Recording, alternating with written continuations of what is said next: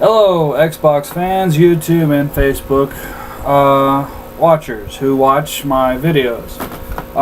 This Hell Phoenix. Yes, I shaved my head. I'm a little hot. I just got out of the shower. Yes, I am dressed. I just don't have my shirt on and everything. Alright. Today's video is going to be on an Xbox One game. I believe most of you know it's free right now for Xbox Live Gold members or trial members if you're an Xbox One. It is the Tomb Raider Definitive Edition. So far I've played quite way through the game. Eventually I'll have my Kinect system and I'll be able to do this on video so you can watch me play my games.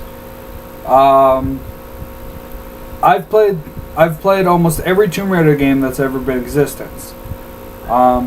They're good games. They've got the puzzles, but I mean, after the Assassin's Creed games, the puzzles seem too easy because the Assassin's Creed games teach you to basically see what you normally shouldn't be able to see off the bat. All the optional tombs that you can find in this game I've completed. It takes me a few tries. Like some of them I have to go around and do it lever again and just keep doing it until I get it just right, but I have yet to fail this. Give me a second. The game is fun. It is the best, personally, in my personal opinion, it is the best game out there. For the Tomb Raider collection. However, it also has its drawbacks. Like every game in existence, there's no such thing as a perfect game. Okay, let's see. But right now I'm at the part, well, I won't spoil it if you haven't played this game. But I'm at a certain part doing the main mission. I like the weapon upgrade capabilities, the modifications, and then the weapon upgrades as soon as you are able to find parts for them. The game, it makes me think, and for someone who has a mental disability like I do, it's fun for me. I can't play the game. I can only play the game for maybe an hour, 2 hours, because of the constant thinking of puzzles, how to do things strategically, because I love tactics. It puts too much pressure on my brain. So I have to relax my brain. I shave my head at least 2-3 times every summer because the heat will build up in my head, making it hot, and because of my constant migraines, they excessivate it, making it more annoying, you know?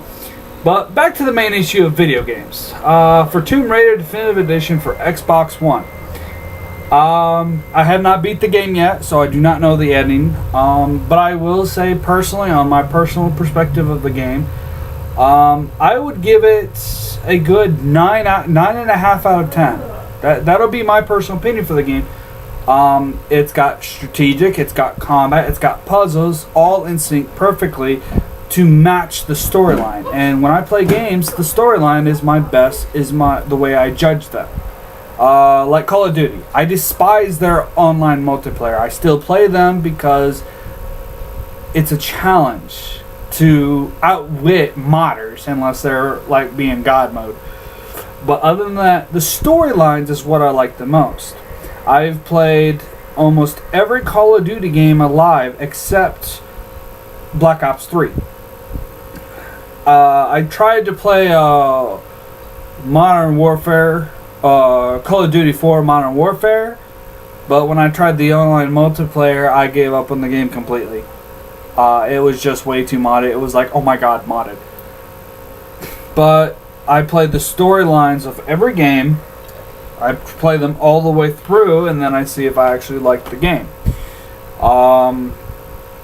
But for games like the Tomb Raider, I really like it. So I haven't even beat it yet, and I will say this. I would give it a 9.5 out of a 10 in my personal aspect of games that I like.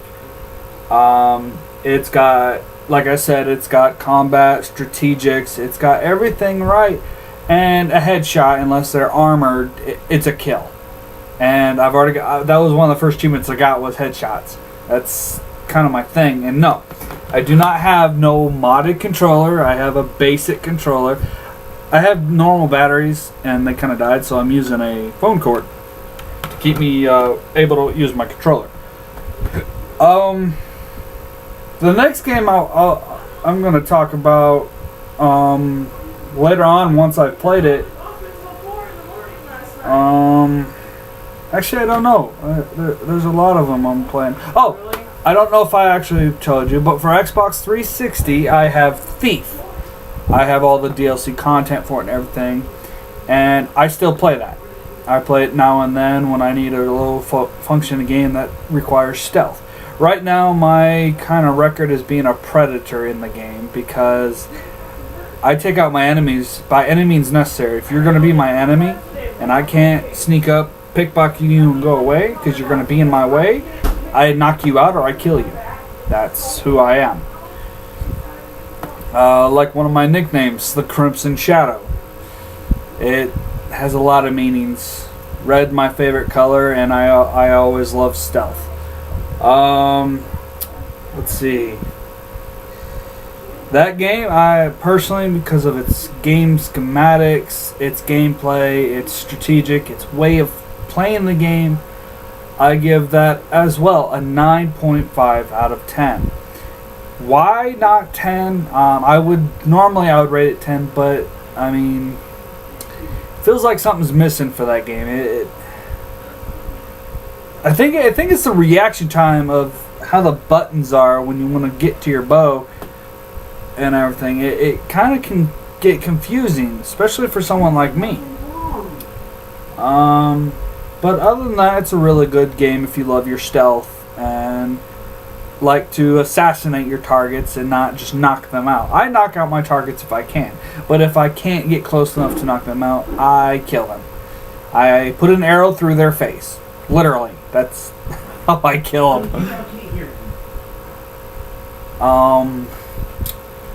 But those are my two games for this video that I will make. And yes, I don't know if I posted on Facebook yet, but here is my 1 terabyte hard drive Xbox One. I got the Master Chief Collection. There we go. That will be the next thing I talk about in my next video. The entire Master Chief for Xbox One of Master Chief Collection for Xbox One. All 4 Halo 4 games. And I've noticed if you've not played at least up to Halo 2, you'll know this, but I won't tell any more than that. Once you've beaten, from what I know, once you beat all of Halo 1, go to Halo 2. Once it starts, it'll go to a cutscene. This cutscene is from Halo 5, Guardians. I know this because the scene is not in any of the other ones, and it shows the Spartan who's trying to hunt down, track, and kill Master Chief. I also know this because the Arbiter that was your ally in Halo 3 is in it. He's wearing new armor and he recalls how they became friends. That is all I will say on the subject because that's all I know. But in my next video, give me about a month, maybe less. Depends on my normal life of fixing up my trailer and everything. I will be doing another video on the Master Chief Collection. I will post a video after Halo 2. I'm already done with Halo 1. I'm on the Arbiter part, the beginning of the Arbiter part, playing as the Arbiter. So after I beat Halo 2, I will post a video and give you a full analysis of my judgment for the first 2 remastered games. Personally, I love them. But I won't spoil all that I'll talk about. That'll be the end of this video. I will post it shortly on Facebook and YouTube for all my fans and subscribers. I don't know if I really have fans. I just like to do this with my own personal opinion instead of listen and say, oh, I'm going to judge this game here. Personally, if you want to judge a game, you listen to my video. But don't go by my information because your mind is different from mine. If you want to learn the game and see if you like the game personally, play it all the way through. That is how you judge a game. That is my opinion of that. You cannot go by everybody's information on if a game is good or bad because they could give you wrong information for all you know. I've got like I said, I believe I've said in my past videos, I have games that people gave really poor ratings. It was not of interest. I play them and I love them to death. Skyrim, yes, it was famous, Papa. I still play it. Like, here we go. Let me get to them real quick. Oh, hold on. Yeah. And here's a game that is actually... Oh, there goes my mouthwash. Okay, the first game I'll show you. These are my 360 games. It's not a lot. I've made a few sacrifices personal life. But here's a game that is rare, okay? To the right buyer, it is worth more than what you can find on eBay. Or, well, not eBay. People really overboard on that. But it is Zoid's Assault for Xbox 360. It is the third Zoid game to ever be released in English in the United States. I own all three games. First was the Game Boy Advance game, Zoid's Legacy. Second was Zoid's Battle Legends for GameCube. And third, finally, obviously, Zoid's Assault. I've played all three games. I've beaten all three games. Personally, I wish they'd bring more out for the US. Seriously. I love them. Alright? Here's another game, okay? You can't get much for it at stores or turn in credit. Some places won't even take it because it's so old. I like the game because I like how they were. The second version of this game that came out for 360, I had to give it up because it's the only one they would have taken. I missed that game. I eventually am going to get it back. But it's Bakugan Battle Brawlers. I like this game because I like the elements. Cards, don't really care because I've never lost. But the second game that came out was Defenders of the Core, if I remember right. I love that game because you play as the Bakugan, not just throw them out, play a card, woohoo, you win. You know, this becomes too easy if you have your strategy. Like Leonidas, depending on your element, get his cards on the field, you win. You can't be stopped. That's how I am.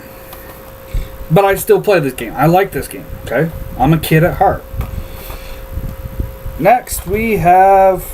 Okay, like I said, the Call of Duty series, I don't like multiplayer games. However, when it comes to this one, a lot of people said it had poor rating. It was poor, it was crappy, it was not like the others. You know what? It wasn't meant to be like the others. Call of Duty Ghost, the alien extinction, the zombie aspect compared to the other ones, compared to Advanced Warfare, I would take this game any day of the week. Okay? Personally, that's my personal opinion. I love this game because I can be gold and I can play squads using nothing NPCs, and I'm the only actual player in the game and I can play the game. However, I have noticed because the NPCs which you've created take on your personality, on your battle style, depending on how you have them set up, like assault rifles, whatnot. I have noticed since modders use auto aim or aim trackers, they can go, see you through the wall, or they can aim up right through a wall and shoot you and didn't even know you were there.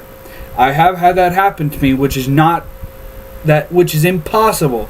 But because modders play this game, their AI capabilities are enhanced by this. So I've had to deal with that. But I've had on squads, I've had up to a 38 win streak without a single loss before an actual player challenged my team and beat me 25-50, and I wasn't there. I was on another game like days earlier. Alright, I mean, let's see. I've got Reaper of Souls. All my characters level 70. I'm Prestige or Paragon level 60, almost 70. This game, okay, let's talk about this. Dragon Ball Xenoverse. Dragon Ball Xenoverse, great game, okay? I currently have a character at level 94 and 95. The highest level is 99. And it's worldwide known how people already modded the game to give them insane stats or allow them to do things like, in the past I faced this one character, he used Golden Frieza. We challenge each other and I'm fighting him. I'm literally going at him. I'm hitting him. Next thing you know, there's a lag and his health bar goes all the way back up to normal. So I run in again to beat on him again because my character is a human melee type. And he uses a move called the God Strike Fist. I can't remember it. Super God Strike Fist. Where basically on melee attacks, you use it, you counter, and you just beat the crap out of him. Golden Frida does not have that attack. Period. He used it on me. Hello, modded character. I mean, come on. If you're gonna mod, don't be so obvious. I'm not a modder, and I've been called a modder in that game because once I go in melee-wise, I don't let up. I hit you with everything I have. I use combos and everything else. I don't lag and use the same move over again just to win. I use combos, do a move, combos, do another move, and then I just repeat this process. This is how I fight, because I play fair. The only thing I will not do is hit you while you're down on the ground. I've come across people who do that. I believe in fair fighting, no matter if it's a game or not. Now then, let's talk about the twins. Fallout and Fallout New Vegas. I have yet to finish these games, sadly, but I like them. The different mechanics is because this one's newer than this one. I still like, they're good games. I would give them a 8.5. That is my professional opinion of these games. I have Halo Wars. I don't play online no more because somehow I lost my ranking from being a... it was 2 ranks above where you have 3 stars. As a general, I believe it is. I was 2 ranks above that, and magically I lost those ranks after fighting one person. It dropped me down 2 ranks, and I don't see how. I checked online, you can't do that. But whatever. I have Oblivion. I have a digital copy of the game, but I only have this because of the free DLCs on it. The Shivering Isles and Knights of the Nine. Come on, you should have seen this coming. Skyrim.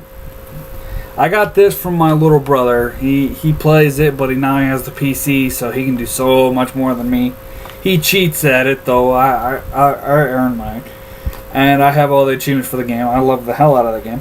Here is another old game. If you like ninjas, you get the concept of this game. Tenchu Z.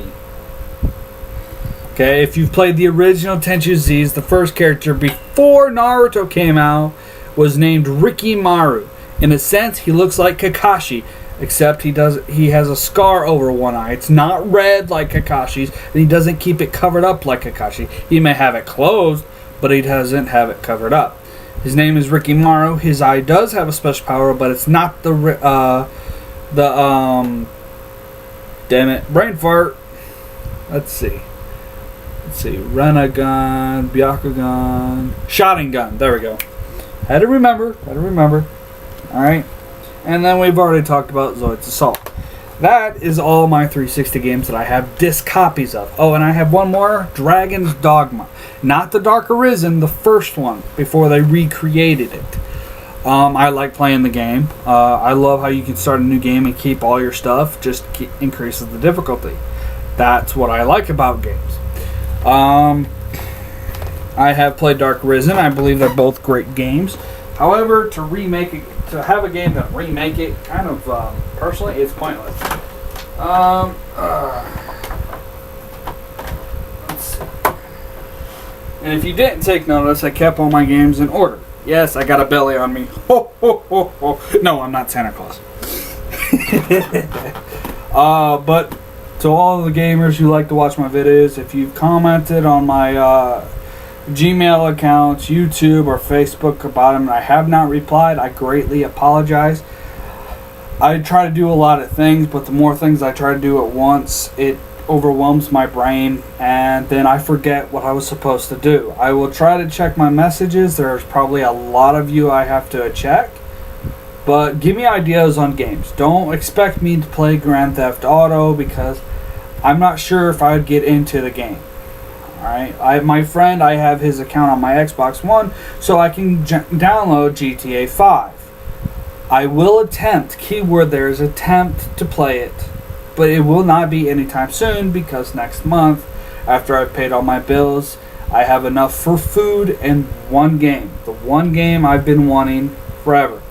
Elder Scrolls Online. I will only be able to buy the game. I will not have gold membership, however.